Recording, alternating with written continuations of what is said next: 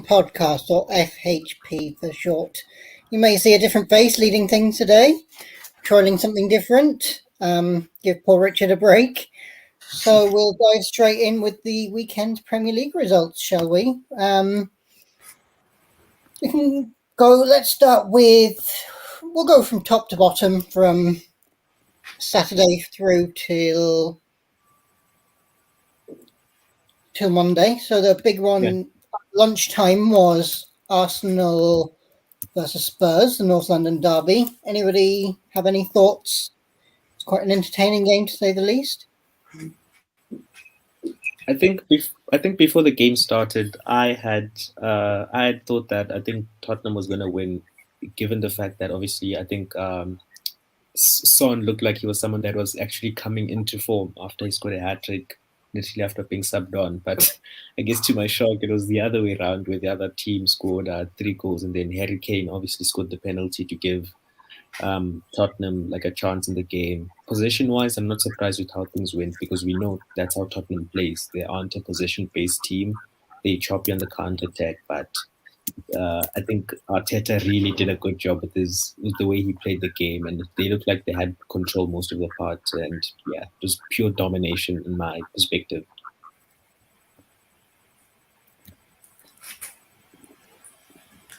Go on. Yeah, okay, I can start. I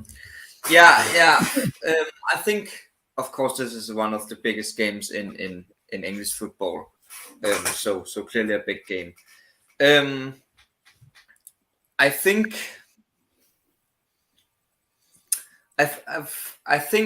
this kind of, and also with Champions League today, I think this is saying something about Spurs. I think Spurs is still a great team and all that kind of stuff, but they just don't have that mentality, and I just don't see them being on a level where they can perform at the absolute top on a whole season in both Premier League and Champions League. Then they have to decide which one they want to focus on, and I think that's what we're seeing here.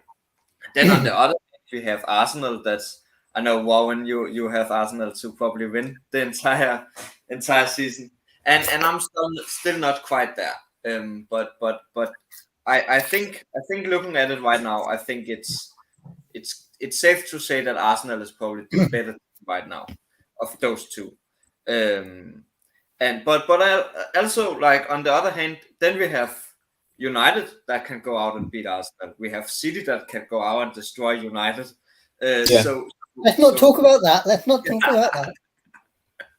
So I think the top 6 battle, and also with Newcastle and Brighton, I think that's going to be a really, really interesting battle, because all the teams are beating each other.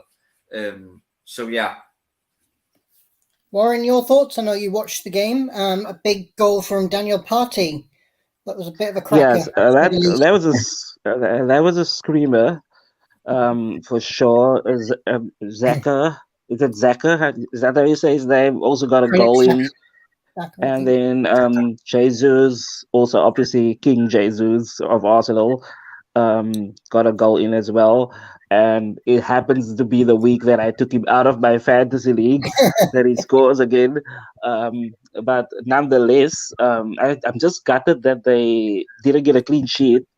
And obviously Harry Kane had to get a penalty. But like the boys said, Spurs, they had a great first run, couple of games, but I've seen that they're facing a lot of tough fixtures coming ahead, and this is like a test, and it's going to be about pacing the team. And I think Conte is going to have to start, rotating people so that he's got fresh people playing in the games, and I think that is what affecting them, because they're playing Champions League and Premier League, which they didn't do last season. And I think that's affecting them, because you saw, like tonight, they couldn't even get a goal in. So it's just one of those things. I think that between the two teams, Arsenal on pitch was the better team, and they deserve the win. Yeah, just to add on to that, I think a lot of people were saying that obviously Tottenham was the one that came into this game undefeated. and I think Arsenal had like lost once. I'm not sure if they lost to Man Yeah, they United. lost Or to something. United. Yeah, They lost once in the. People are putting out the argument that both of these teams, well, mostly Tottenham, hasn't faced a big team yet, and they faced Arsenal and then they lost. So maybe the first few 6 games weren't a good impression of how, can they get to Champions League position, or they'll just be in Europa or Conference League. Who knows? But Yeah, and they're facing Brighton next, and Brighton good form. is yeah, and that's not going to be an easy game next Saturday, for sure. Yeah, I made a few notes actually. I was watching Match of the Day, watching the highlights on Saturday night. Yeah. The penalty, it was a definite penalty, no doubt about it, clear as day. Yes. Hugo Lloris, bit of a howler for the second goal, really. He made a bit of the balls up of that. I don't know what he was doing, but Emerson Royale, I'm not sure quite what he was thinking. It was definitely the red card. Yes, I forgot about that. Like he wasn't even trying to get the ball. It was literally attacking the. But that's the way it goes, unfortunately. Granit Xhaka, rejuvenated. Great to see him back. I know he's had a tough time. A lot of people doubted him. A lot of people doubted his abilities and doubted whether he was able to perform at the highest level. But I think he's just had a different kind of position now. I think he's more of a creative midfielder rather than a holding midfielder. And that seemed to suit him a lot better. And also a big record for Harry Kane as well in the game. The first one to 100 away goals in the Premier League. I mean, he's really turning into be one of the Premier League's greatest, if not the greatest striker of all time in the Premier League, really, isn't he? Well, I mean, there's Alan Shearer who scored like a record-breaking number of goals. Yeah. I think he'll catch him. He will most definitely catch him, I think. Definitely. Yeah. Moving on to the 3 o'clock fixtures, and I'm sorry, this is going to hurt a couple of guys here. Richard and Warren, both Liverpool fans. Liverpool 3, Brighton 3. Thoughts, Warren? I'll start with you this time. It wasn't a bad game. It wasn't they didn't steamroll Liverpool, so it wasn't like oh my god, 9-0 or like 6-0 or something like that. It was a fair game. I just feel like we gave it away at the end. It was stupid. It was a stupid mistake by Van Dijk, and I feel like defensively, Liverpool had just they went to sleep, and it's been a trend this season. I don't think the front people did anything wrong, or even the midfield. I think it's defensively where it's just it's going down in flames, and it's something that needs to be addressed. And maybe the formation that we saw tonight in the Champions League, maybe that's the answer moving forward. But Firmino almost on a hat trick, and I mean, it wasn't a bad game. It's not the Liverpool that we know. It's the same old song that we said all season. But I mean, we still got a point, and I think it is what it is for me at this point. You take it for whatever it is, and you move on and just try and learn from your mistakes, I guess. Richard? Yeah. Look, I think Liverpool getting a point was a good thing. I think also Brighton getting a point was the least they deserved. So I think a draw is actually a good score point for both teams. And apparently there's a stat that if we look at the first half performances only and we check how much points teams get, let's say if you win the first half, you get 3 points or something like that.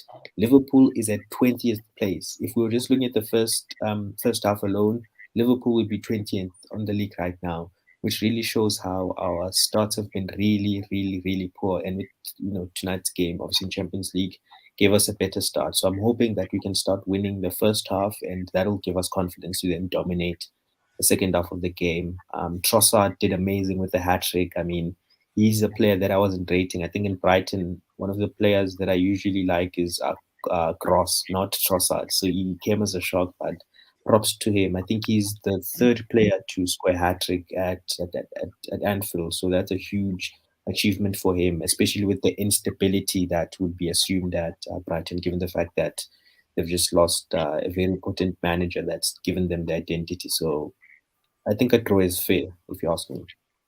Mm-hmm. Andreas? Yeah. I think the thing with this is that Brighton in this season, that's a good result for Liverpool. But I think what a lot of Liverpool fans are looking at is that this is not what should have happened if it was last season. Like last season, Liverpool should have won easily, and they should have scored 3 goals, but they should definitely not have conceded 3 goals. And I think looking at Brighton this season, I think I get what Richard is saying with that. At this very moment, a draw is a good result for both teams. But just looking at Liverpool as the team Liverpool are historically, a draw is not good enough. And I think that's what a lot of people are frustrated with. And also, we talked about it on the last episode with Brighton, where we talked about is Brighton going to be on the same level with a new manager? And I think right now it looks like they still aren't that level. And I think that's impressive because we all know how important a manager is to a team. And just have a manager in the middle of the season after getting them to 4th place, like legit, they will have come to Champions League if the season ended at that moment. So that's really, really impressive. And then just have him move on to another club and then get a new one to try and build something new. That's really, really impressive that you can kind of keep that streak going. And I know it's still early. I know there'll be more games, but so far I'm impressed with the entire squad and team of Brighton. Both They're definitely overachieving, that's for sure. They're definitely overachieving, that is for sure. Yeah. And the new manager has said, though, that he wants to keep Graham Potter's philosophy and Graham Potter's ideas there and just add a little bit of his own stuff in there to help. Yeah. So but that's different. That's of course, but that's easy to say. Like it's a different thing to actually do it. And I think that's what really, really impressive to see that they're actually able to keep this going. Because again, a manager just is so important to the foundation of the team. So really, really impressive so far. Yeah. And just to add a little, to add a little bit of a thing, I heard that actually Graham Potter has a master's degree in emotional intelligence. So I think you are right that he sort of set up the foundation for Brighton to be the team we now know, and hopefully he can instill that in Chelsea as well because they need it. But yeah, back to you, Harry. Yeah. The big topic of discussion from this game was whether Mo Salah was offside or not. Debatable. Offside, it seems like the offside rule keeps changing, and that I grew up knowing the offside rule as if the ball is played to you and any part of your body is behind the defender's body, then it's offside. But now it's like a line. Anyone have any thoughts? Yeah, so I think with the way offside works, because usually it's it depends on the perspective at which you look at it. Because if you check, the line already has sort of straight line fields that sort of alternate in color, and that's the line they use to sort of move it parallel to where Salah is to check whether he's literally either onside or thinking offside of the last defender. So I think it's just a matter of perspective. Given the angle you look at it, Salah may look offside, but in the perspective at which the referee looks at it, Salah was clearly onside in that perspective due to the VAR check. But yeah. You really trust VAR? Absolutely. Yeah, I think quickly with that. I think it's just there's just so many troubles with all that stuff and offside, and I don't know what they can do different, but I just feel like at this point it's almost every second game that there is some kind of debate with, and of course that's a good thing. It's good that we can discuss things, and it makes it more exciting for people like us that are going to talk about it. But it's just I don't know what they can do, but I just feel like it's too much at this point. Okay. Trent seems to be struggling a little bit. He was at fault for one of the goals and kind of seems like he's struggling a little bit defensively at the moment. He just isn't finding his mojo. Warren? Anyone? Any comments? About Trent? Yeah, he's struggling a little bit. Saturday he wasn't doing. I'm not even. Yeah, he wasn't doing well on Saturday, but I mean, he changed my mind tonight. So I mean, I have a question for you, Warren. Do you agree with? I think everyone can agree that Trent Alexander is a great offensive player.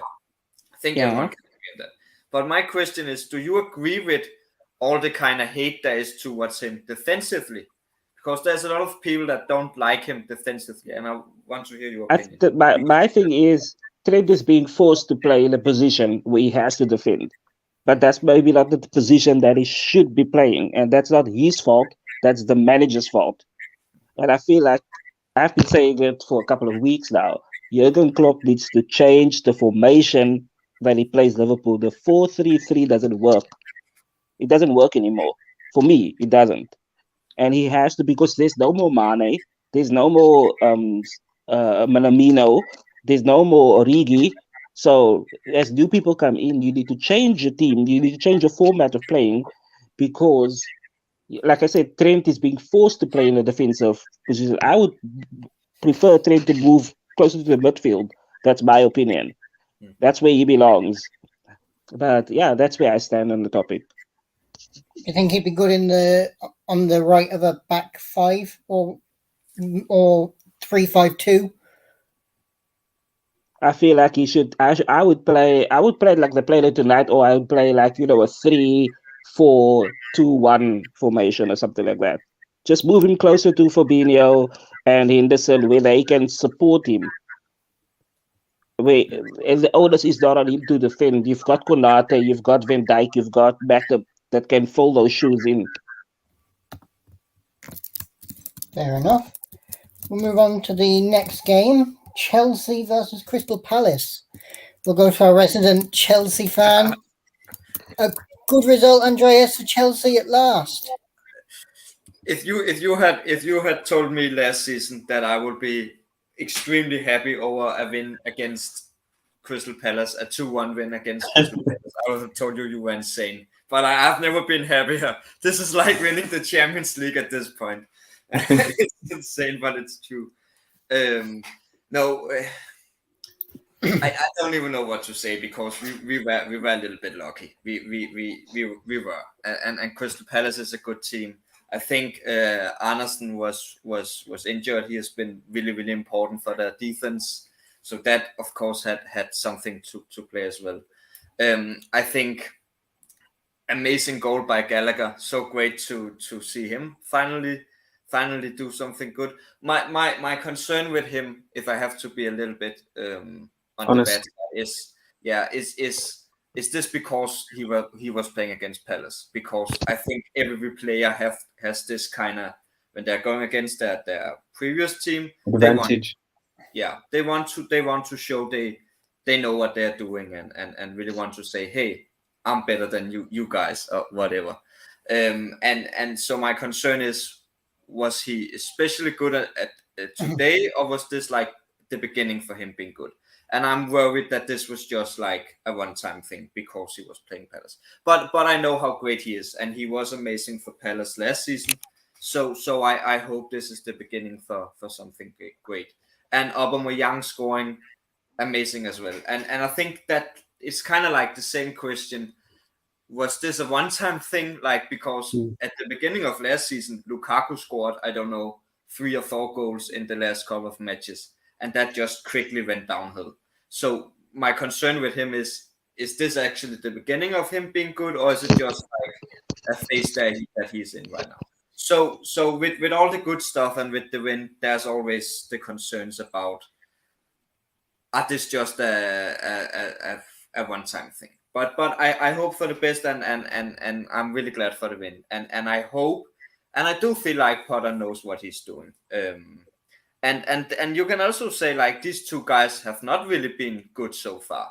And it's interesting because Tuchel have been working with Gallagher. I think Aubameyang was there a few matches before Tuchel got sacked as well. So it's interesting to see two new guys starting to score with a new manager, which makes me think, is this Potter that's just really knows what he's doing? So that's great. And with another quick bad thing, Kepa, he needs to go away for good. Like I can't handle that. Like there was multiple times where if the shot was more clinical and more spot on, then Kepa would not have gotten it, and he's just not there. And we need Mendy back, and it can't go fast enough because Kepa is just not good enough, and that's where that's what I am. That's what I am now. I don't even think Kepa will be good enough to play for another Premier League team.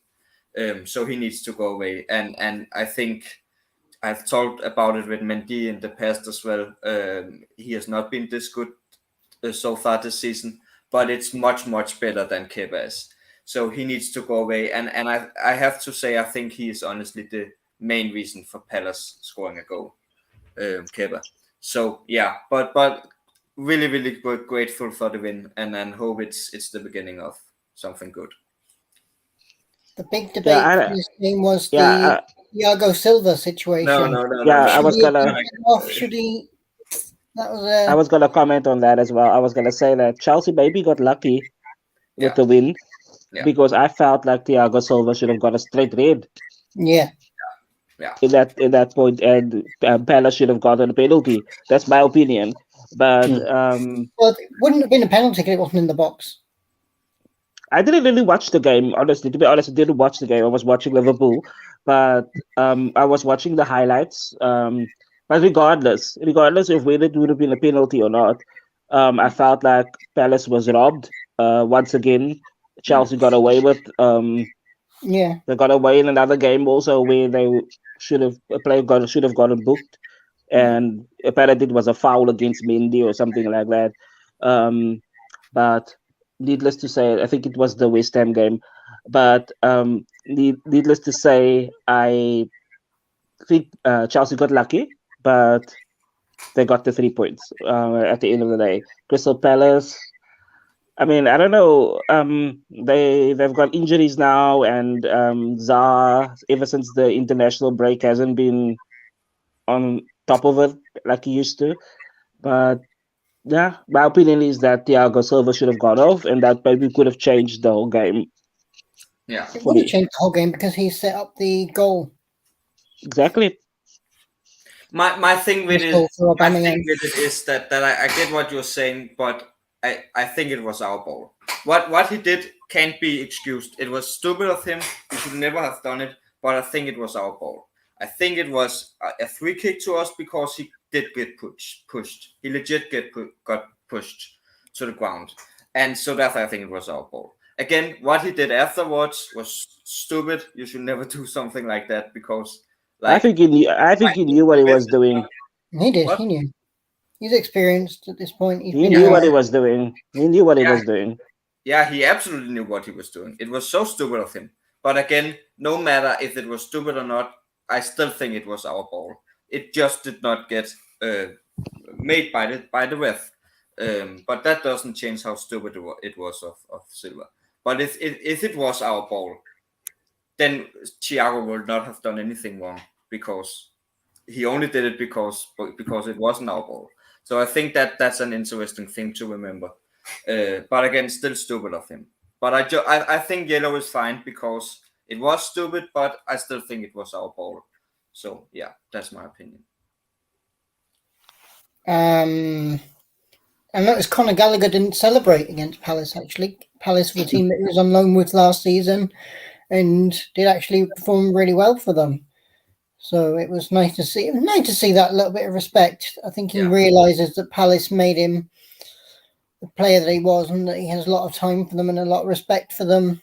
Yeah, it was nice to see that. Yeah, and also quickly, like we have talked about Chelsea now because I'm a Chelsea fan and Chelsea is the big team, but I still think Palace is doing good, and I'm not really like, I know they have injuries and I know it is worrying, But I'm not really worried for them. I think they will still have a solid season and end probably right out of top 10. So yeah. Yeah. Just a tidbit. Right now, Palace is number 17 on the log. Yeah. They are low, but they are just outside of the relegation zone, just above Wolves. They're actually on the same. A decent start to the season, but just seemed to have fallen away a little bit. Mm-hmm. Gallagher is a big miss for Palace, and I think everyone knew that was going to happen. He was their playmaker. He was their big player, wasn't he? Mm. We'll move on to Fulham versus Newcastle. We'll start with Richard this time. Any opinions, Richard, on this? First of all, I'm going to talk about this in the perspective of a fantasy Premier League player. I had Matt Mitrovic in my team, and we all did, I think. Yeah, all of a sudden, out of nowhere, he's just out the game, and it's like, what are the implications of what happened to Mitrovic are going to be for Fulham? Because I don't see anyone else actually performing well without him. He's like the infinity stone. But Newcastle, I mean, I feel like Brighton and Newcastle are just one of those teams where you're like, maybe they might not win this time, and then they win, and it's like, holy crap, what's happening here? So they really have good form, and Kieran Trippier, who is currently becoming one of my favorite players, not just because he's in my FPL team, but just in general. It's nice to just watch him be man of the match almost every game. It's just incredible to see. Almiron's second goal actually was a real cracker as well. Some really good goals this weekend, I have to say. Yeah. Andreas, any thoughts on the game? Yeah, I think I talked about it in the preview on the last episode that I feel like this was Newcastle against Mitrovic, and and that's like, I think when Fulham is facing these great teams, because that is what Newcastle are. They have great players, but they are a great team at the moment. So I feel like that's what happens when Fulham are facing teams like Newcastle, where it's Mitrovic against the entire team in a way. And sometimes because Mitrovic is great, then that's enough. But in this case, it just isn't. And there will be matches where he won't be at the best, and that's what we see here. And I really feel like, I know it's rude to say, but I really feel like Mitrovic is so important for Fulham, like almost too important, because at the games where he doesn't work, they are in trouble, and that's what we see here. And I'm mad about it as well, because I have him in fantasy and that didn't work. But so yeah, I think I've already said that I think Newcastle is going to be amazing this season. And for me right now, I think Newcastle and Brighton are the only like real threats to the top 6 teams. So I can actually see Newcastle or Brighton or both end in top 6 if they keep at this level. And yeah, I think this is just a really, really, like, we can say all we want about Fulham and Mitrovic and how important he is, but at the end of the day, this is just really a showing of how great Newcastle is as well. So I think this game was very much turned on its head, though, by the red card to Nathaniel Chalobah. I don't know if Warren has any thoughts on this at all. Yeah, I think Newcastle by far is the better team between the two. The fact that Callum Wilson is back also gave them a great boost, because he got a goal in as well. And Miguel Almiron, like, I have no words. He's so amazing. I want to get him in my fantasy, but I mean, I've already got 2 Newcastle players in my fantasy, and I want to get Wilson as well. So I have to make a choice. And so it's I love Newcastle. I love watching them play. They struggled a bit against Bournemouth, but yeah, I think they just proved again that they're gonna be a force to be reckoned with. Moving forward. I wonder how different this game would have been actually had Chalobah stayed on the pitch and they had 11 men, because for the first 8 minutes until Chalobah got sent off, Newcastle didn't score. It was only once he went off that they scored. So I reckon it would have been a different game had he managed to stay on. And of course, Mitrovic, I think, went off at half time as well, which kind of changed things. I think he sort of had an injury. He's injured, yeah. So I think for Fulham, I think it's a game that they left behind. I think if they'd had 11 men, if they'd had Mitrovic in that second half, it would have been a completely different game. I get that, but at the same time, 4 goals is a lot. Like I get we could say if it was like 1 or 2 goals that changed it, then sure it could have done a lot. But I feel like 4 goals. But they were down to 10 men. That's the thing. They were down to I think 4 goals is you can't go there because I feel like they were down to 10 men within like 7 minutes of the game. So you can't say 4 goals is it's ridiculous, whatever. 4 goals against 10 men in 7 minutes, it's like, I mean, and they should have probably gotten more. Because I guess you're right. I mean, it was that red card, and then they scored a goal. Then Mitrovic, obviously went off the field, and then that's when the 3 goals actually came in after that. After Mitrovic left, so it's I feel like it's no. 2 things. There's nothing to do with the goal number, whatever, because they were down to 10. Like the game didn't really start, and they were already down to 10 men. So. But 4 goals is still a lot. Like I know it's 10 men. I know it's a huge disadvantage. But 4 goals, that is a lot. Like it is a lot. It really is. Fair enough. We'll move on. Everton, Southampton. Southampton lost this one 2-1. A rare loss for Everton. Andreas, we'll start with you this time. Yeah, I think for many people this is kind of like a relegation match in a way, because both teams has not been at their best yet, and but at the same time we have seen how good they can be in previous seasons, and so we know it's well, Everton are up to 11th in the table. Yep. And I think that's also important to think about how I think it was with West Ham as well, that was like 18 and now they are 15. Like that is a like. Everyone is really, really close so far in this season because we're only 8 games in or something like that. So yeah, I think I like Everton because I like Lampard. So I'm happy to see this. And for me it's also, I think I've said this also in the past, that I think Southampton is getting relegated. And this match didn't really change anything for that with me. I think. Sure, they got a goal, but I don't think Everton has been the best defensive team either. So I'm not really shocked about Everton conceding a goal. I think Everton actually have a decent defense. I think defense isn't their problem. I think scoring goals is their problem. I know Lampard from the Chelsea days, and I know that he's maybe they have a good defense, but he as a person is much more attacking minded than defensive minded. And that was our main. I know. They don't have any good attacking players. No, but it's still his style. It's still his style of playing. No matter if he has the players or not, it's still the way that he wants to play, and that won't change. Like that, if that's your go-to as a manager, then you will play that no matter the players you have. But I think Everton, they can. I don't think they are going to be in top 8 or something like that, but I think they will have a decently good season. Southampton, I'm worried about though.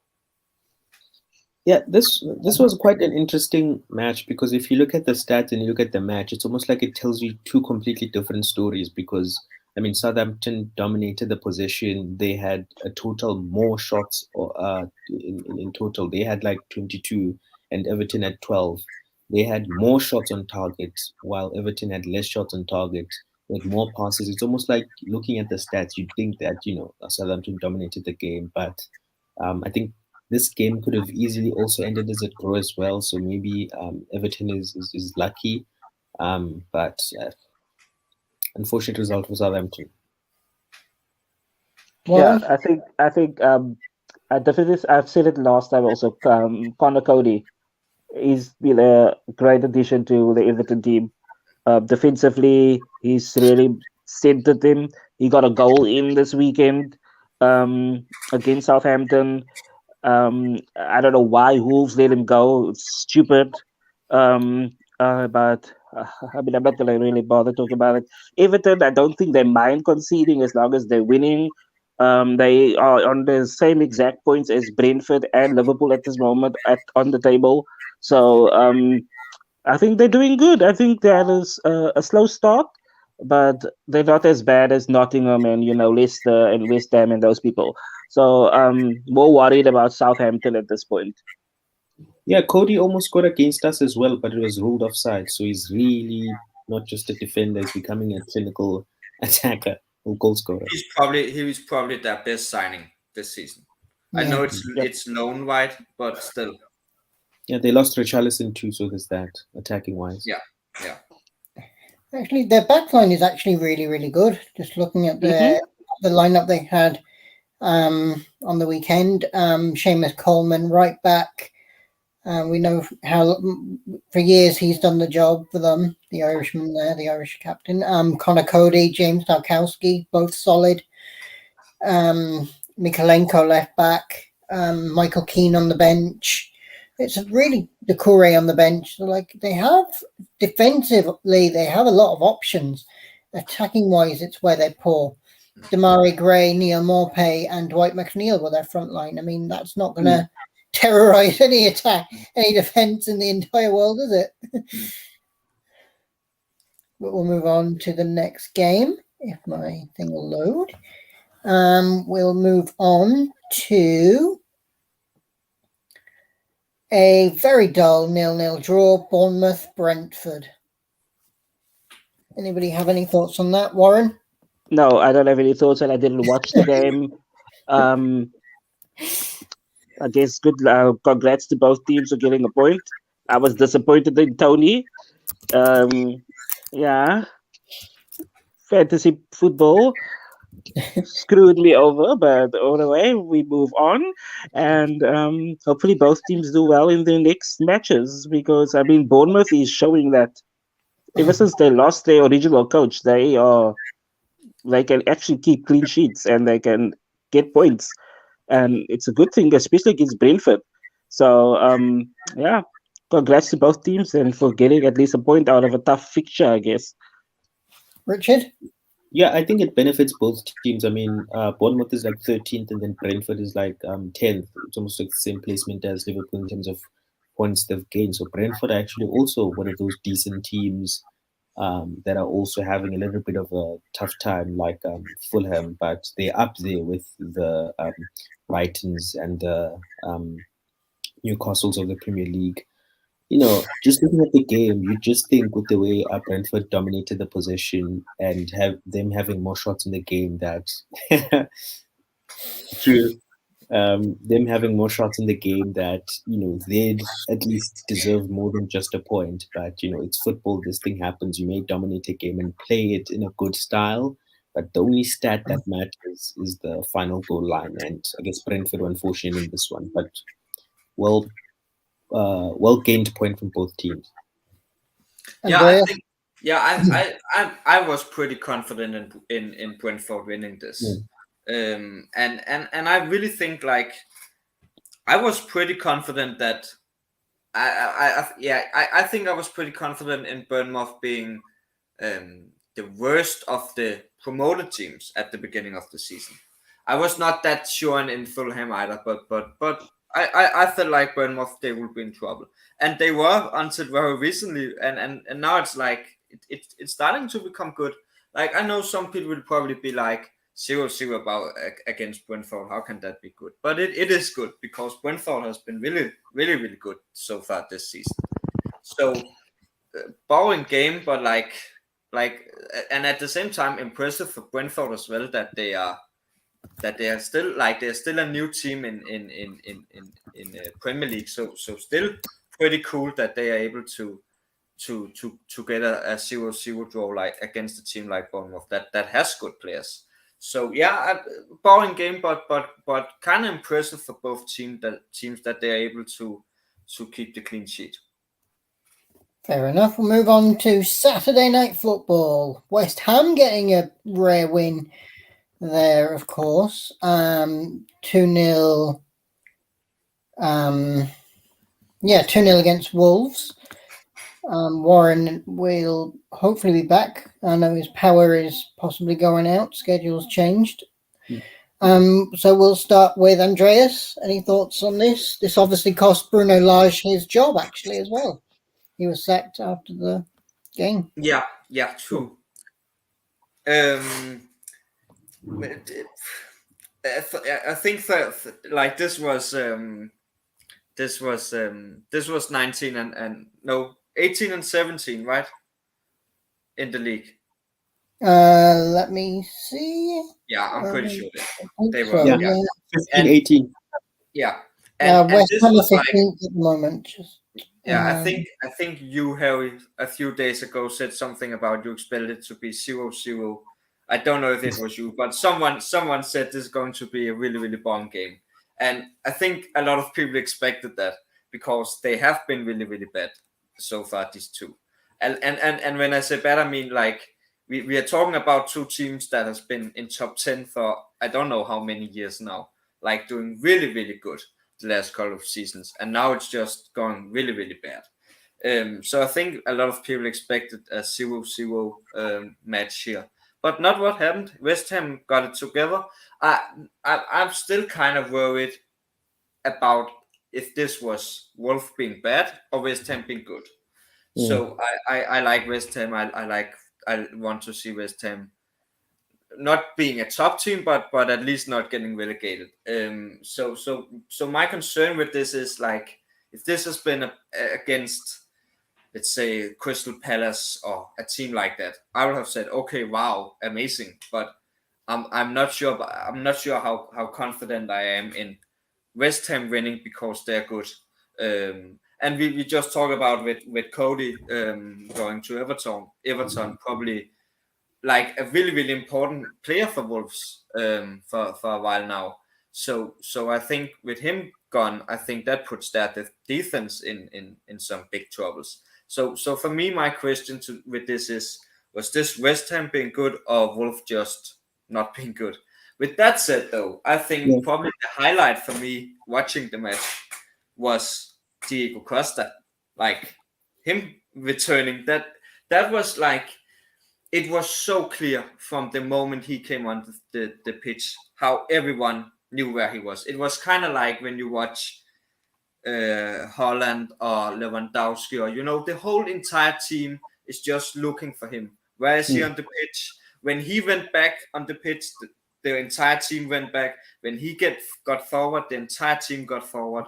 And that was just really, really interesting to see, because that is what Wolves has been lacking. And it didn't work this match, but I'm more confident in Wolf getting some success now that he's back, because that was really, really impressive and interesting to see how the entire team just stepped up from the moment he came on. Fair enough, Richard. Yeah, and I think looking at this game, West Ham just had were better at attacking, and it goes to the conversation we keep on having with Wolves is they just don't have someone up front that's just clinical, because game after game they just don't score goals, and you can't minimum win a game if you don't at least score one goal. And obviously we saw Diego Costa finally make his appearance, I think at the 60th minute, but maybe it was too little too late. Maybe also needs to adjust to the Premier League. Obviously, we know how much of an important player he was for Chelsea years ago. So he clearly has some experience in terms of being in the Premier League. So I think it's just a matter of him adapting and seeing his place in the game. And I think maybe Wolves only then can they see themselves scoring at least one or two goals. So I don't think this tells us that West Ham is a good team only because Wolves doesn't have a good attacker. So that's just it. It doesn't say much. Warren? Yeah, I think that losing Jimenez at the beginning of the season, like he's injury prone for some reason now this season. Yeah, ever since he got knocked on the head, he hasn't been the same. Yeah, but he got injured in pre-season, came back, he played one game, like half, and then injured again, muscle stuff. And really, like, I felt like Bruno waited too long to bring Costa on. I thought he was gonna start, especially against West Ham. Um, so to see him only come on like 70th minute was like shocking to me, because I feel like he could have had a huge impact on the game, like tempo wise. Um, but yeah, I guess it cost him. Diego Costa cost him. But yeah, I'm actually sad because I actually liked him as a manager, but uh, I mean, maybe this is a good thing for them. Maybe this is going to be what's going to wake them up, and maybe the new manager will get them into a formation, um, and maybe they can start scoring, because I mean, 3 goals in 9 game weeks, it's crazy. Yeah.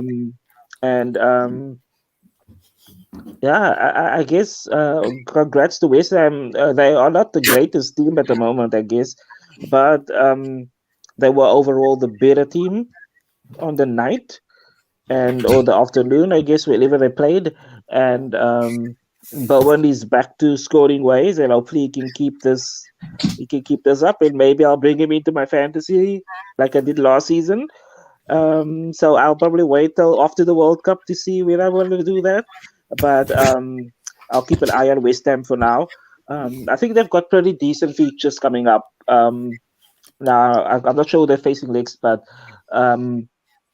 yeah, hopefully it's a turnaround time for Wolves, and I'm glad that West Ham is now out of that bottom three, and maybe they can just now start building momentum and get back to the winning ways that they were. I've heard rumours actually that it could be Julian Lopetegui. Actually, To take over. That would Julian Lopetegui. I've heard rumours of taking over Wolves, the Sevilla manager and former Spain manager. I just heard that today. I don't know how true that is. Is he the current Sevilla manager? Yeah, I think that they're talking about his job not being that secure, that he may get sacked there soon. Yeah. So we'll just have to kind of see what happens there, I guess. We'll move on to Sunday. Another boring 0-0 draw, Leeds Villa. Warren, any thoughts? I actually watched this game.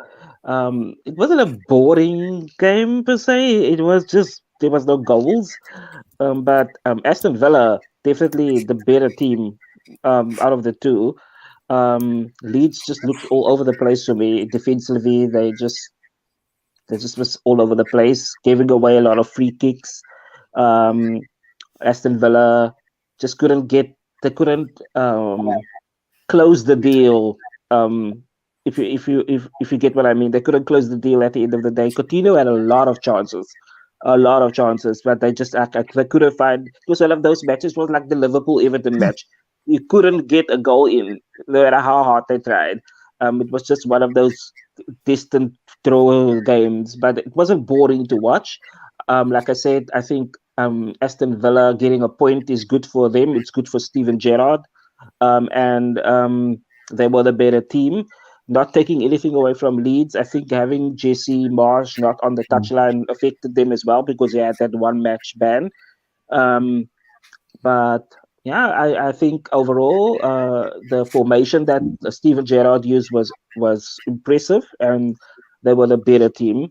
But both teams, I think Aston Villa deserved to win, but I mean, I guess the draw is also good.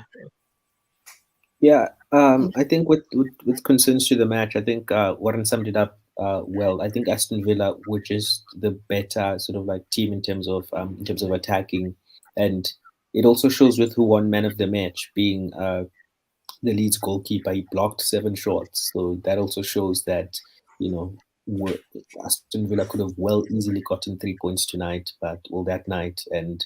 The goalkeeper really was the best player, but in terms of the players that were on the pitch, it was really like I don't know how to describe it, like a soup. It's almost like you spilled the soup on the floor. It's just a mess. Yeah, it was just a mess. Yeah, I think Philippe Coutinho had like 4 shots that was saved by Meslier. So yeah, I think Aston Villa could have won, but like they couldn't close the deal. Andreas? Yeah, I think the thing with Leeds is that sometimes they are playing really, really good, and other times they're just there in a way. And like I also feel like you can kind of see that in their previous seasons, where they start sometimes really, really good, and then it just slowly goes down. Last season they ended 17 in the Premier League. So it's just like very, very inconsistent team. Some really great players, Rodrigo, Harrison, but it's just it's just very, very like sometimes it works, sometimes it doesn't. And I think with Villa, is going. It's becoming better, and I think we talked about it in the beginning that they really had troubles along with Everton. And I think for both those teams, it's becoming better and better. But I'm not confident in Villa being a top 10 team. I'm not, and it doesn't matter. Like they will be happy no matter what they get. I think they just want. Yeah, they just want. I think for Gerrard, he just wants to like get to know this team, and I know he has been there for now, but he just wants some success there. And I think for Villa that has been out of Premier League, I think just staying there is their main priority. I think it's also because he's had a lot of bad luck with the injuries. Yeah. The star signing injured on the first match, gone. Out for the rest of the season. Luca Digne is gone. He's out. He's also injured. He's got so many injured players now. So I think that's also affecting the psyche of the team. So for them to get points now is a big plus. Yeah. Fair enough. We will move on to Monday Night Football now. This was a big shock, I think, for many of us. The big battle of the bottom two. Leicester shocked everyone, winning 4-0. I think it was Warren nearly called it a Maddison hat-trick. Just nearly just add the assist. Add the assist. So we'll let you talk about this one first, Warren, since you had invested interest in it. Yes, I actually watched the whole game. It was very, very entertaining to watch. I love watching Nottingham Forest. They're one of my guilty pleasures this season, to be honest, even though I mean they're at the bottom with Leicester. But I had to do, like Maddison was in my fantasy Premier League, and I was like, I took a gamble with him, and I was like, I'm gonna put him in, and I was like, please, dear God, if there's a God and he's listening, make this guy score at least one goal. And I was like, I'm manifesting hat-trick with an assist. And the man gets 2 goals and he gets an assist. I'm happy for Leicester. I'm happy for Brendan Rodgers. They deserve the win. Just watching the two teams. Leicester was the overall better team. Shrewsbury Hall was amazing to watch. Jamie Vardy missed so many shots. It was crazy. Barnes got a goal in. Paxton Decker got a goal in. It was just Leicester's night. And at the King Power, Leicester's night, the Foxes were destroying the Forest, to say the least. The Foxes were taking over the Forest in the East Midlands derby. Yeah, great win for Leicester. 3 points. They're still 19th, but I mean it's still a step in the right direction. And I think the fixtures, I actually have the easier run of fixtures now, up until when they face Man City, game week 15. So we'll see what happens. Andreas? Yeah, I think like this is a great win for Leicester, and they really needed this. And it was 19 versus 20, and I remember we talked about in our little chat we have. I remember saying that I think the loser should get relegated right now. Like if it was kind of WWE where they have this kind of retirement matches sometimes. Stipulations.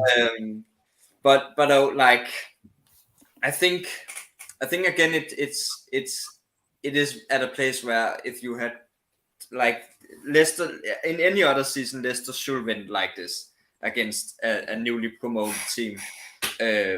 But Leicester's just not been that good so far. Like really, really bad. One point before this match, and I think I don't have the exact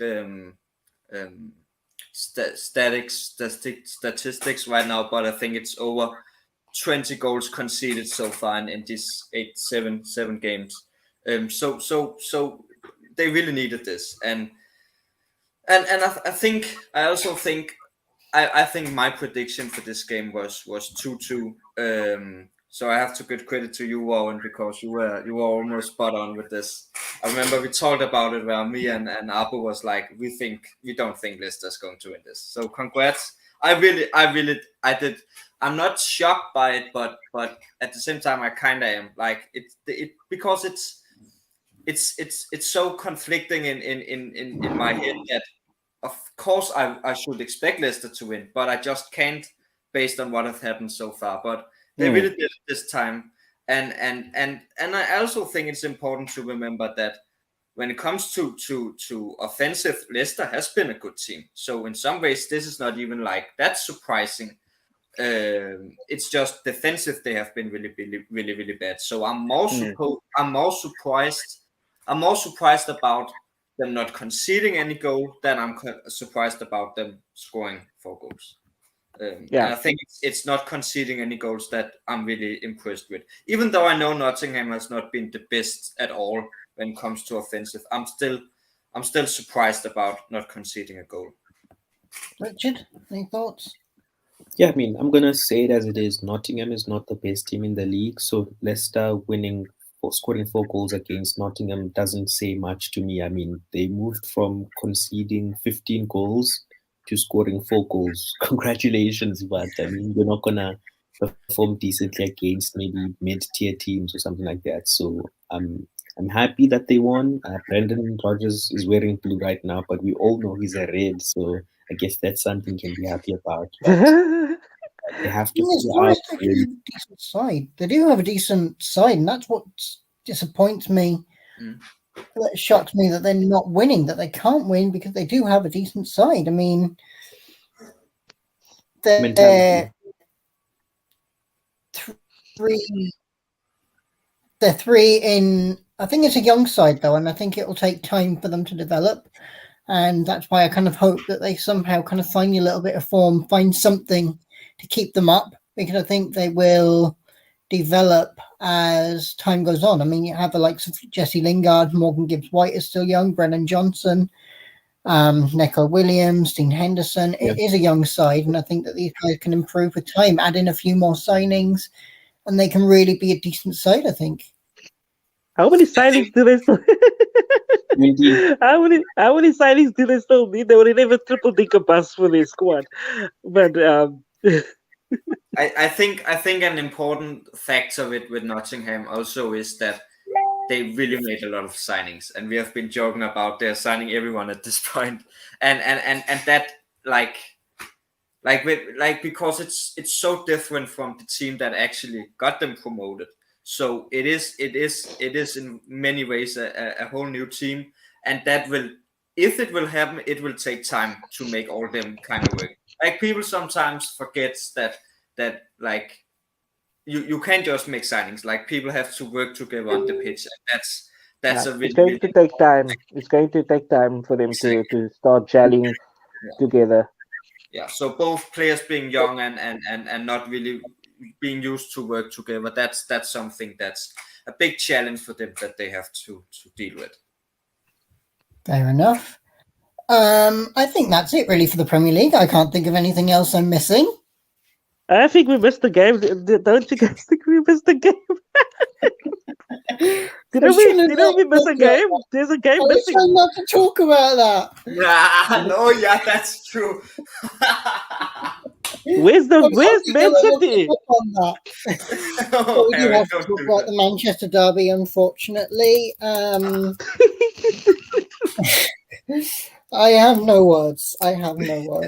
If some Richard, any thoughts? Haaland, the GOAT, really? Look, I mean, we're going to say the same thing every week. I think we should probably have a rule to stop talking about Haaland because, he's just like incredible. Like, every game you just expect him to have an impact. And I think he's even broken like the record. Like, I think, I'm not sure if it was Warren who said something along the likes of if he continues at this pace, he will score 75 goals at the end of the That was season. Harry. Yeah, 72 goals. I heard it on the radio yesterday. They were talking about it. It said, like, if he carries on at this rate, he'll score 72 goals, which would be like triple the Golden Boot record of the past 2 seasons, which would be absolutely nuts. Can you But imagine? can we talk about Phil Foden just for 1 Yeah, second? Exactly. Yeah, Let's he just talk was about Phil That's what Foden. we can talk about, And yes. He's something. He's a Phil Foden from the beginning of the season, right, has been on fire. yeah. He doesn't he's score in really every game, but that guy is instrumental. Him and Bernardo Silva for Man City. If you now take Haaland out of the equation, I'm not No, even the talking whole about team. Cancelo. I'm not even talking about Cancelo because he's getting yellow cards and getting 1 points and all that stuff. Let's talk about Foden and Kevin De Bruyne and Yeah. we've got Bernardo Silva. Every week we speak about Haaland. But that whole City team, I mean, they didn't have Rodri, they didn't have they didn't have Diaz. He was on the bench. They didn't have John John Stones. Stones. They like Kyle Walker went off first half off. Kyle So Walker didn't start, did he? Or did he? uh, I can't remember. if I think he went off injured, didn't he? Or did I miss that part? I think he He's went off. So I'm just saying, key players were missing. They didn't even have to bring in Mahrez. So my thought process here is Phil Foden is a gem, and they need to hold on to him for as long as they can. They will. He won't Prop, go anywhere. He's Manchester through and through. props to Manchester United. I must give them their due for getting 3 goals in a 6-3, beating. At least it wasn't 6-0. So I'm surprised that Eric Ten Hag didn't play Ronaldo from the start. I'm surprised that Casemiro didn't start from the beginning. I think he got it wrong, not playing Fred as well. I think I mean, I'm not a United fan, but I'm watching them play. I mean, Anthony is amazing to watch. Give the guy props for just being there, scoring. Second game in the Premier League, he's scoring again. So I mean, hold on to him, Ten Hag. Hold on. I mean, they can't even blame Maguire this time because he was sitting on the bleachers, and Flying. Ronaldo was begging. He was sitting there, please, dear God, put me in. And I don't know. I don't know what he was thinking. I don't know. And then him going on afterwards saying it was a form of respect to the game that he's not putting I was going to say Ronaldo that. in. It's like, what? Why would Ronaldo play though when the likes of Marcus Rashford and Jadon Sancho and Anthony have linked up together well, and you saw them in the last game? Marcus Rashford has earned his plot, like he was Premier League Player of the Month. Why would Ronaldo start over Marcus Rashford, who has been Player of the Month, just because of his reputation? No. No, but my question is if you're seeing that your team is going down, right? Why not implement a change? Because at that point, Marcus Rashford didn't do anything for the game. Yeah, he should have come on, but he shouldn't have started. That's what I'm saying. So Okay. I'm saying, why if you see you've got a star player on your bench begging to come on, Rashford is not doing anything to help the game for this particular game week. Why not make that change? Eric Ten Hag gave up on the game at half time.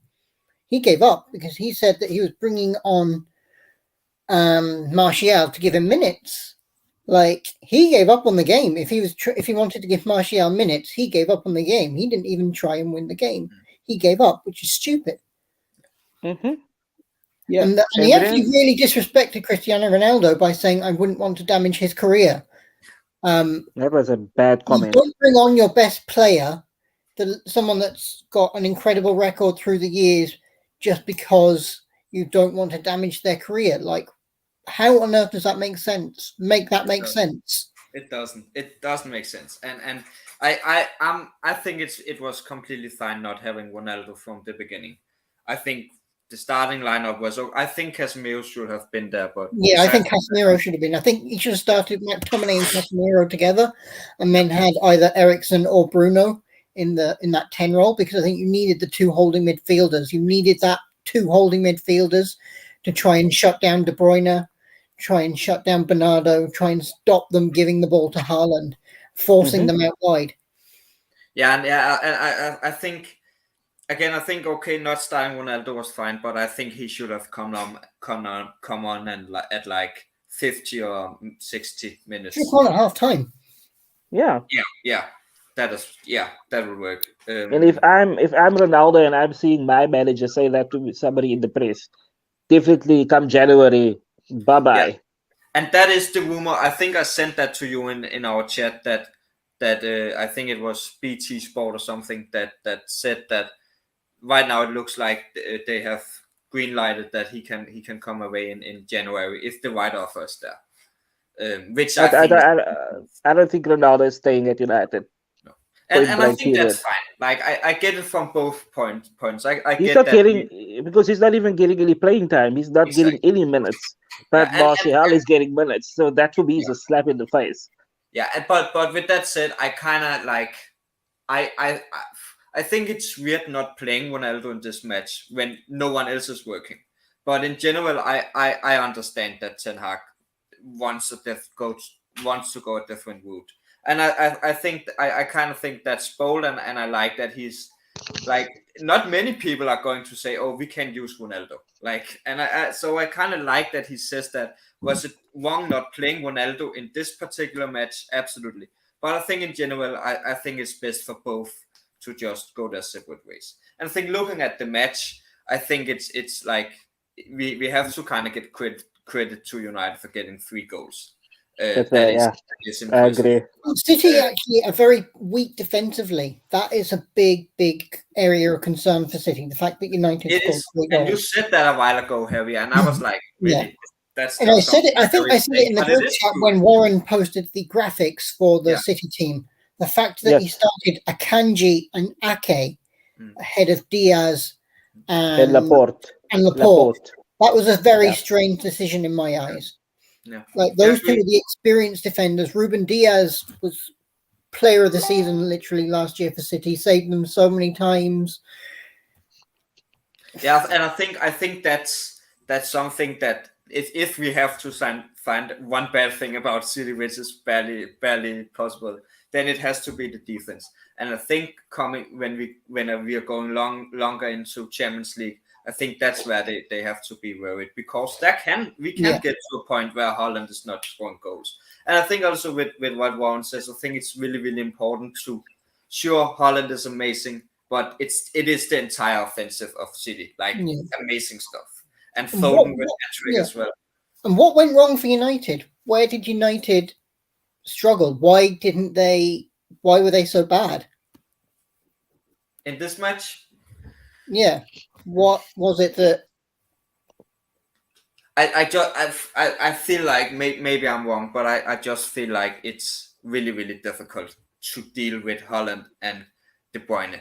And I was this exceptionally bad? Absolutely. Like 6 goals is terrible, but I think it's kind of, no matter what United will have done, they will not have won this match. I really can't say what I think will have changed it. I can think of things that would have made it better, but I just can't see United winning this match no matter what. And it's not even only United. Like, that's basically every team. Like, United goes out and win 3-1 against Arsenal and then gets buried like this against City. It's just City is on another level with the offensive, and I have to say that even without Haaland, I will still say City will win this season. I will still have City as my favorites. Haaland just makes it even more clear for me that they are winning. So yeah. Fair enough. Let's move on to the Champions League. Not that one. Wrong one. But please do like and subscribe. There we go. That's better. Let's go with the big game of the week. Not the weekend. the big game for our little group tonight, Liverpool Rangers. Liverpool 2-0, I believe. Anyone have any thoughts? We'll go to our Liverpool boys first. Richard? I kind of didn't watch most of the game because I was being naughty today. But I mean, Richard, we're going on YouTube. You can't say stuff like that. Okay. But yeah, I think I'd much rather let Warren sort of like tell us what really happened. But yeah. Okay, so yeah, I watched the game. Rangers had very little of the ball. Liverpool was on the front foot from the beginning. Jurgen Klopp changed the formation to a 4-2-3-1 with Nunes playing as the number 9 role, and 4 strikers were starting. Trent Alexander-Arnold scored within the 7th minute, shutting down all the haters, and he basically had finishing touches for the majority of the game. I think by the 20th minute, Liverpool had 180 odd passes already, and Rangers only had like 70. So that says a lot. Second half, Rangers did become a little bit more alive near the close end of the game.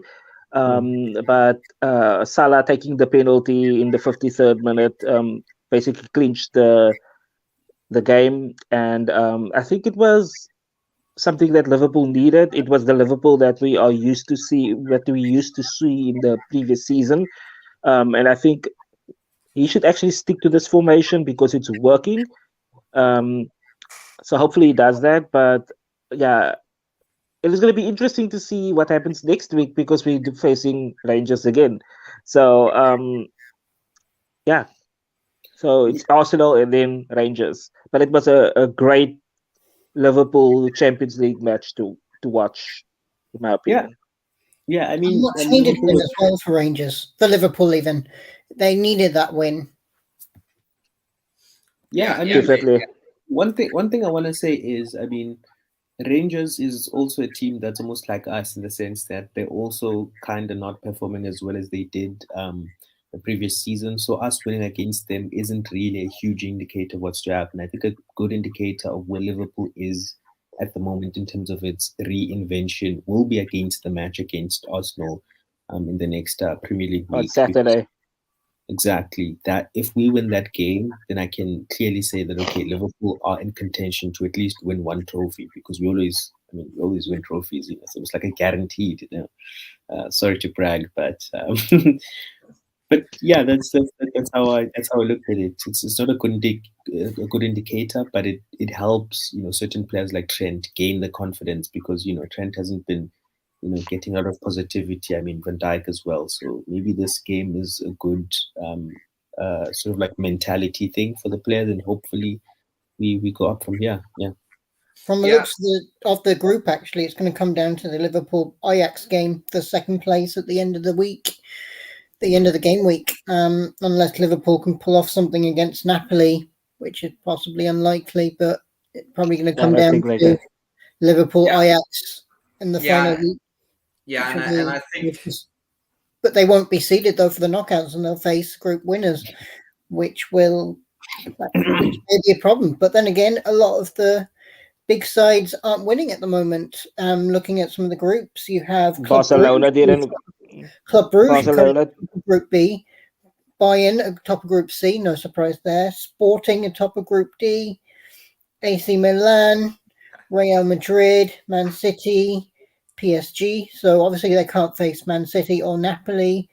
Like if you get a good draw, you can get Club Brugge, possibly. Like, I mean, that would be... no, don't give us Club Brugge. That'd be a really handy one. So, it's all up in the air, or AC Milan. Like, it's not... Yeah, and this Champions League is unpredictable this season. It's crazy. Andreas, any thoughts on the game? Yeah. With the game, I think what Richard is saying is very right. That this is like it is just Rangers. Like we have to be realistic about what it is. But with that said, like the main focus for Liverpool just is to come out of this to top 16 and having these 2 games against the team that you should be able to win against, and you have won this match. That's what you need, and I can really understand that from where we are right now, where I just get happy about beating Palace. So no matter what kind of game it is, Liverpool just needs to be in top 16. Like everything else would be terrible for them. And so even though in any other season you will be like, of course we are winning this, then that's just not how it is now. And winning these matches really matters because you need to be top 16. And I think that's also one of the just great things with football, that you really, really care about winning these damn matches, no matter what team it is, because it matters. And when you are in a group like Liverpool are in, one of the easily most difficult groups in Champions League this season, then you just need to win matches like this. But I also think quickly with Rangers, I think we talked about it at one of the first episodes, that Rangers are Europa League team. They are not on this level, and that's okay. Like there's nothing wrong with that. Being second place in Europa League, that's amazing. Like, and it's the same problem with Frankfurt. That's like they're not doing amazing either. And I think that's just something that we will see, and it should be like that. There will obviously be teams that's just not quite on that huge level. So yeah. Yeah, Rangers are struggling a lot this season. I know our friend Ali has talked about that. Talking of our friend Ali, he did send us some lovely videos from Anfield and around. If I can figure out how to share my screen, I will show those. Present screen? Yeah. Yeah, that's it. Is it? Okay. Yeah, that's it. Share screen. Chrome tab. Okay. Let's have a look at these.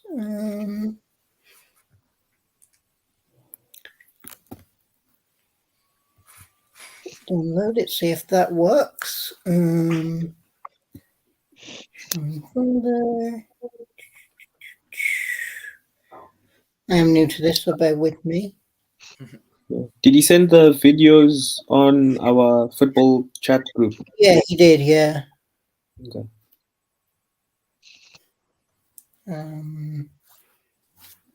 Yeah, here we go.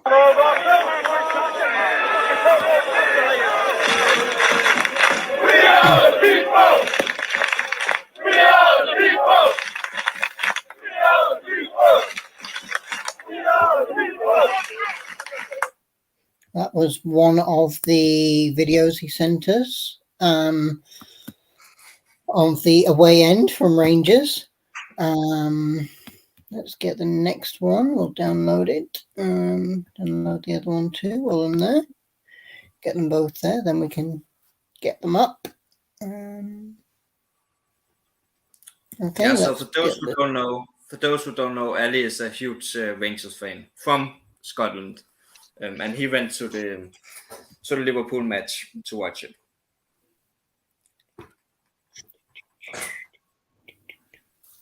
Very slow, aren't you? Okay, here we go. Let's look at this one. We'll have a load. Okay, here we go. This is from Anfield itself, the away end.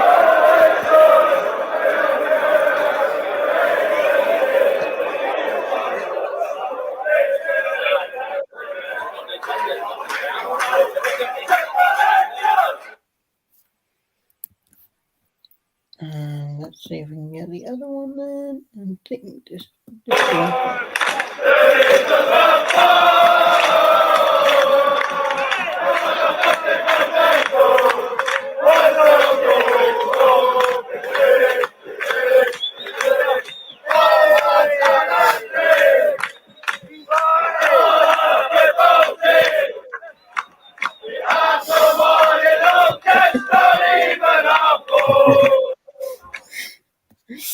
Looks like he had a great old time anyway, that's for sure.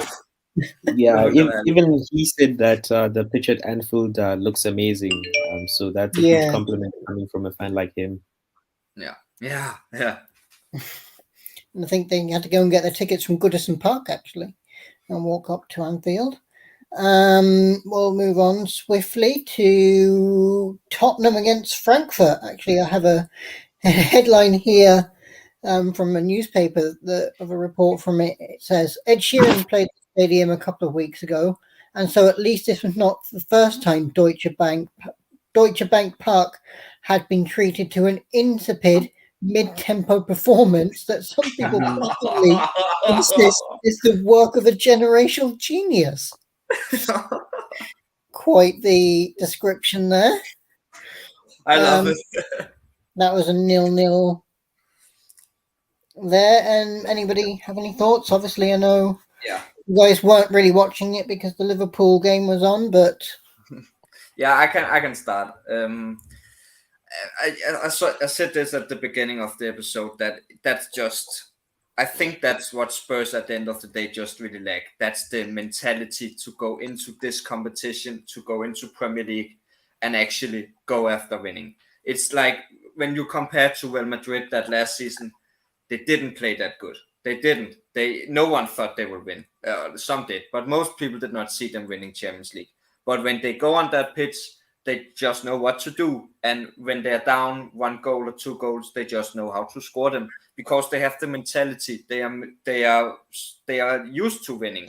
And that's just the thing that Spurs are not, like, neither in Champions League or Premier League. And I think when Spurs came to the final in Champions League a few years ago, that's was a huge underdog story for them.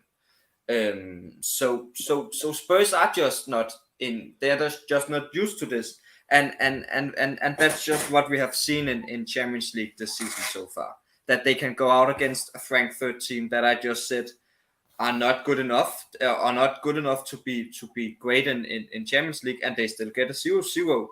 Spurs should win this, but they just don't have the mentality. So yeah, Spurs lost, in my opinion, because it's not good, and I don't remember the exact teams that they are in, but I think it's Sporting and Marseille, right? Yes. Yes, I believe so. Both pretty good teams, so Spurs can't afford to have matches like this, because Frankfurt is the worst team in that group, so just not good enough for Spurs. Where with Frankfurt you can say like this. And they lost against Sporting as well. Lost the last game week. Exactly. So Spurs is really in trouble, and yeah, I think that's worrying. They're still in second place actually in the group on goal difference, just to say.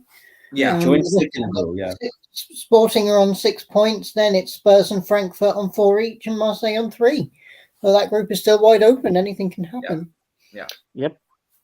The thing is about that is you look at that group and you can easily see Tottenham being at the top of that and winning all the previous 2-3 games. So, to quote Conte in the first instance, after managing his first few games, the quality at the Spurs is not there. Like clearly, because clearly the starting lineup they have is really strong. I mean, Son, Benteke, Højbjerg has been amazing. Richarlison, they literally have no excuse. I mean, the only different thing, which I found interesting about this match, is they had more possession of the ball, but in terms of shots on target, both teams were even. So the draw is a good description of how the match actually was. But I'm really disappointed. Like I said, if Conte fails at Spurs, then they're done. They're never going to win anything ever. Yeah, I completely get that, because that is how it feels like. Conte feels like the best manager they have had, honestly.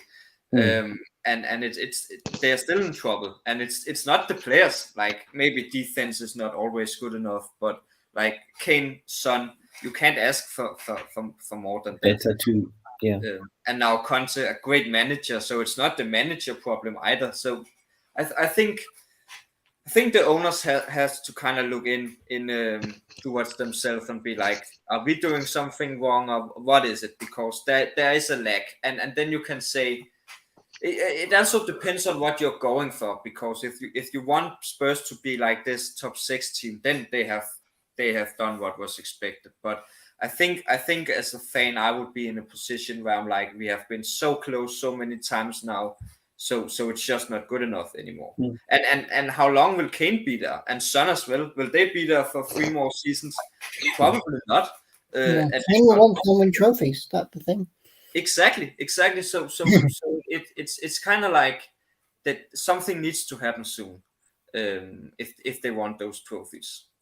Yeah. So I completely agree with Richard that if Conte can win anything, then Spurs are done. To be honest. Warren, any thoughts? Yeah, and like I said, they lost against Sporting. We're still talking about Spurs, right? Yeah. Yeah. So yeah, and I think I agree with Andreas who said that they can't keep up with both leagues. I think if Conte doesn't figure out a way to freshen up his team by rotating and not playing the same people over and over and over and over, he's gonna run into a heap of trouble. He should have won these last 2 matches. It shouldn't be this difficult. But like you also said that the group is still wide open. So let's see what the next half of this group stage brings for Spurs. I would have thought they would have been the sworn favorites out of that whole group of teams there. So yeah, I'll put fingers crossed for them. But I do think that Conte maybe needs to think about players that don't get full minutes during the Premier League to give them, starting time in the Champions League, like Richarlison and those people. Fair enough. And we'll move on to the big game of the day, which a little bit of a shock, I think, to say the least. For me, anyway. I don't know about the rest of you. Inter 1, Barcelona 0. Warren? I'm shocked. I'm shocked. Yeah. I don't know what's happening with Barcelona. This is like the second week that they didn't win. If I took on the correction. And it's a very, very poor Inter side. It's not like there's any real standout names like Onana in the goal, Skriniar, Stefan de Vries's big name, fair enough, Bastoni, Matteo Darmian, Barella, Calhanoglu, Mkhitaryan, Di Marco, Lautaro Martinez, and Correa. They lost against Bayern as Warren was saying. Yeah, so Barcelona has a really decent side out. Ter Stegen in goal, Alonso, Eric Garcia, Christensen. That's a bit of a Chelsea backline there, isn't it? I don't know what's happening with Barcelona. Bele, Lewandowski, Rafinha. So amazing lineup. That's a massive team, and the fact that they have now lost twice in a row, it's kind of shocking. I have actually no words. Seriously, I don't. Richard? Look, I mean, at this point, I mean, obviously we know that they have Lewandowski, and then we know Aubameyang was in that position. I mean, they had a Adama Traore at some point. They've gone through a lot of transition in terms of players in many positions. In terms of the players they've even got in, I mean, a lot of people are even surprised that they didn't get a fine for financial fair play. That is Barcelona, and it looks like even though they have a decently looking team, it just doesn't seem that way. I mean, yes, they dominated possession. We know that's how Barcelona play tiki-taka. Xavi, is the best representative of that way of playing. They had an equal amounts of shots on target as Inter, so the game could have also easily ended it as a 0-0 draw, which I think would have been a better description of what happened. But obviously Inter were lucky. Got the win, yeah, with that one goal, and sometimes that's all you need. Just 1 second of luck, and that's it. I don't know what to say. I'm as shocked as I'm totally shook. I think I think the important thing to remember is that they won up against Pilsen, right? I think they did, yeah, and they lost to Bayern, which I think makes sense. Like I still think Bayern is better, and I think Warren is going to win our tournament about who is winning Champions League. We all get a team to choose, and Warren got Bayern, and I think Bayern can easily win it all. So I'm not shocked about those results. And I'm not even like, I would have expected Barca to win 2-0 or something like that today, even maybe more, because I think all the Italian teams are bad right now. I don't think they are where they have been in the past, and that's all of the Champions League teams. What is Inter even in Serie A? I think they are very low. I know they are very low in their own league. I think 9 or something. Correct me if I'm wrong, but they are not doing really good in their own league. So I think the shocking thing here is that they are losing this. But with that said, like, it was only 1-0, so it's not even like it's that terrible. But the crazy thing just is that they kind of have to win the next round, because if they don't beat Inter, they will be in huge trouble. Europa again. If Inter wins the next one, they will have 9, I think, and Bayern is probably winning as well. They won 5-0 today against PSN, so they will have 12. So Barca is done if they at least don't get a draw in next round, and that's the scary thing. Like, it's not even. And they're facing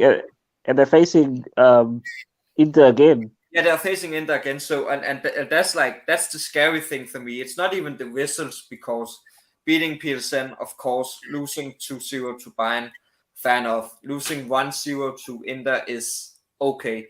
I would have expected Barca to win again, but it's not like terrible. The terrible thing just is that they are so close to getting to losing and go to Europa League, and that's the crazy thing.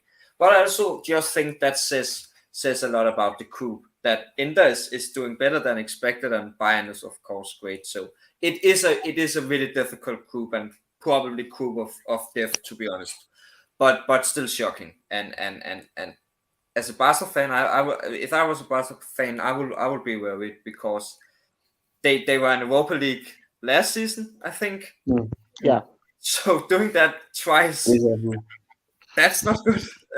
Not for a team like Barca, and not at all because they have used so many money. Got Lewandowski, Xavi. That I think they are very happy to have, which I get. So like, I think a lot of people came into this season like really expecting Barca to be a serious contender, both in Champions League and in the Liga, and right now it's looking a bit worrying.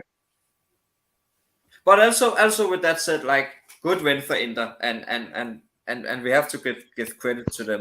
I'm still not sold on them winning anything, but credit, and they played with 2 attackers, Correa and Martinez, and I think that was a brave move. So yeah, so good win for them. Yeah, and another big shock tonight in the Champions League was Club Brugge beating Atletico 2-0. Yeah. Just to say. Bayern beat Victoria Pilsen 5-0. Pretty predictable there. Marseille beat Sporting. Maybe that's a bit of a surprise. Sporting down to 10. How much was it? 4-1, right? 4-1, yeah. Sporting were down to 10. Porto beat 10-man Leverkusen 2-0. Ajax down to 10 as well. Seems to be a lot of bad discipline tonight in the Champions League for some reason. What was the Napoli Ajax match? 6-1 Napoli. Insane. Ajax is an amazing team. Like, Napoli. I was scared of Napoli. I mean, they almost scored 6 goals against us as well. I mean, thanks to Alisson, who blocked. I mean, I think three had 3 saves that really helped us not really lose terribly in that game. But yeah, Napoli, I don't know what they've been eating, but yeah, they look like monsters. All that How many is pasta. it now? 14, 13? That I said it in our chat that Napoli has now scored 14 goals in 3 games or something like that Sure. in Champions League. It's insane. They're a really good side, it seems. Yeah. And They only could be a dark horse conceded this like season, 3 to or be honest. something. They could really be a dark horse in this season. In the Yeah, they've Champions only League. like conceded 2 goals, which were from Liverpool, but other than that, they've really been tight. I think Napoli and Club Brugge can be like. I think Club Brugge has some potential as well. 9 points in their group. Yes. So that's impressive as well. But Napoli is looking really terrifying right now. But I think Club Brugge can do something as well if they go far enough. Okay, we'll have a quick chat about tomorrow's game, shall we? Let's have a look at Man City Copenhagen. No, please don't. Haaland going to beat your old side comfortably enough? Do you think your old side can stop him? Are you asking me? Yes, you. Oh. You're the Danish one here. Yes, sadly right now, to be honest. No, like I think it's in City. It's at Etihad. When like what do I even have to say? Like I think Copenhagen is going to die. Honestly, that's like it's over. Like I think Copenhagen has been okay actually against Sevilla. I know Sevilla is doing bad right now, but I think they've been okay there. They got beat by Dortmund pretty bad, 3-0, 3-1 or something like that. And this is just going to be terrible. Like clearly United is a better team than Copenhagen, and City beat them 6-3, and we are not going to score 3 goals. And Holland is probably going to score more than a hat trick, to be honest. You'd imagine they'll probably rest a few players tomorrow, though. What do you think? Yeah, maybe, but then again, I don't have the exact scores, but I'm pretty sure they have won all their matches. So if they win tomorrow, they have 12 points, which will be a pretty good risk. Like they are pretty much safe then. 9. So yeah, they will probably save so far, just to say. They will probably save. Only 2 games played. Say it again. Only 2 games played so far. Only 2 rounds, not 3. Say it again. Only 2 rounds have been played, not 3. So they will have League. 9 points tomorrow. Yeah. So they'll have 9 yeah, points. Yeah, sorry, my bad. Yeah, my bad. Because the games today. Yeah, my bad. But yeah, I think they will save some players, but like 9 points will still be important for them. And I don't think, with that said, I don't think Copenhagen is that bad. So I think they should still play with some of their big players. I know City has like their bench is enormous, so they can go with whatever they want and probably still win. But Copenhagen has some good players. We have a good striker that has been Cornelius has been all over the world. We have a former Atalanta keeper now, I think, really good keeper. So we have a good squad. So I think City, the City, if they have to be worried about one thing, it is being too like, oh, we're just going to go with our bench team, because I don't think that will work for City, because Copenhagen still is a good team. 0-0 with Sevilla. So City has to be worried about not being too arrogant and like they were with United, where United ended up scoring 3 goals. But like City is going to win. Like I can't see it any other way. But I hope for the best. Richard, I see you nodding along there. Yeah, I was gonna say that really sums it up. I think City is most likely gonna I don't know which word to use, bulldoze through this game clearly. Fair enough. Warren? Yeah, City's winning definitely. Okay, nice. Yeah. Keeping it nice and simple, whereas Andreas is making it all complicated. Andreas, your other team are playing tomorrow as well. Chelsea versus Milan. We have to win. No, I'm I'm a bit worried about that match because Milan is not a bad team. Probably They could Milan win, is the yeah. best team, I would say, in our group, besides us, of course. So I'm worried about that match, but I trust in Potter. I feel like Potter knows what he's doing, and so I'm just excited for the match, but we need a result. Like what was the other matches? We lost the first one, got a tie in the other one, I think. So yeah, we need a win here. And I think Milan is doing pretty well. I think they have a good amount of points. So yeah, we need to win this. Chelsea are bottom of the table, to be fair, on 1 point.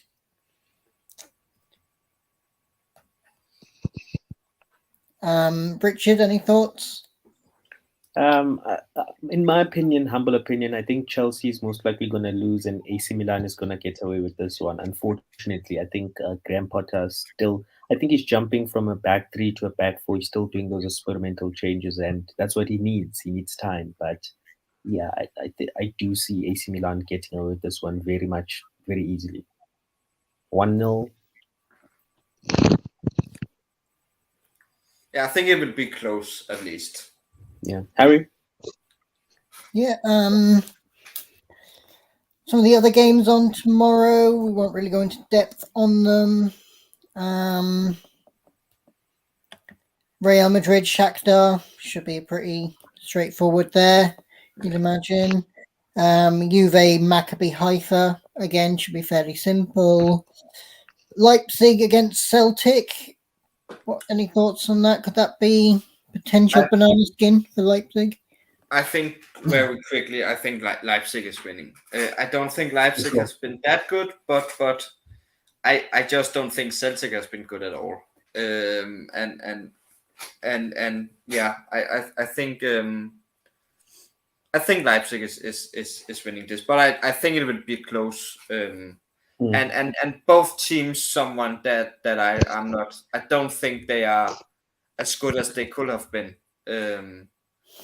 I think both teams has more potential that I think than they have shown so far. So yeah, but I have Leipzig. Fair enough. And Sevilla Dortmund, that'll be an interesting one actually. I think Dortmund should win that comfortably given Sevilla's record, but I think Sevilla is 17 in La Liga right now. So Jesus, they're struggling right above relegation. So Sevilla is really in a terrible spot right now. And Dortmund won or lost with 1 goal to City. So Dortmund is doing really well. So I have Dortmund. Fair enough. Benfica PSG is one. PSG should probably win that comfortably. I think with all the teams from Portugal, I think it's important to remember that they are doing pretty well actually. But of course PSG should win. But I think right now at this very moment Portugal is probably the strongest nation outside of the top 5 leagues. Ajax as well, but that's a one league team, a 1-team league. Yeah, where I think Portugal has 3 really good teams. So yeah. Fair enough. And we'll move to the is winning, of course. We'll move to the Europa League quickly. Thursday night, Omonia Nicosia versus Man United. United. For sure. Yeah, I think so. Richard? Yeah, I mean, it's not even debatable at this point, surely, unless there's bigger problems at United. Arsenal, Bodo Glimt.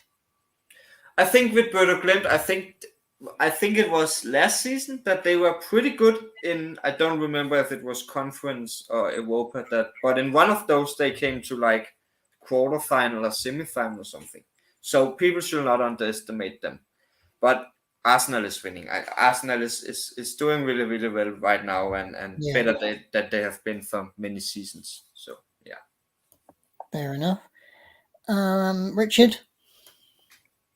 I think I share the same thoughts. I feel like with these games in Europa, I think most of the teams most of the teams that face each other, there's such a huge disparity between them that you obviously have an idea of how the game is going to go. But sometimes you've seen some shockers with Conference League and West Ham, so maybe, but unlikely. I think my thing with both United and Arsenal is that I think both teams are doing really well right now. So so the only way I can see United, for example, lose a match like that is if United is doing bad, and I don't think United is doing bad right now just because of the City loss. So I will have Arsenal and United winning both their matches because they're still really, really good teams. Fair enough. West Ham are also in action in the Conference League on Thursday night as well. They're away to Anderlecht. Yeah. Go on, Richard. I wouldn't be shocked if West Ham lost this game. Like I said, that Premier League win doesn't really say much about them, but hopefully the confidence from that can get players like Declan Rice, Bowen, I think Souček as well to really start thinking of winning. But win, lose, I wouldn't be surprised. And Anderlecht is a good team, and that's where I'm like, I think what I just said with United is still a good team. That's not what West Ham is right now. So West Ham in top 8, as they have been for a while now, then I would have West Ham. But where West Ham are right now, I think Anderlecht is probably a better team. But who knows? Like West Ham can shock, and we will see. Must also give a shout out to Irish side Shamrock Rovers, who are actually in the Conference League on Thursday night as well. They're going away to Mulder.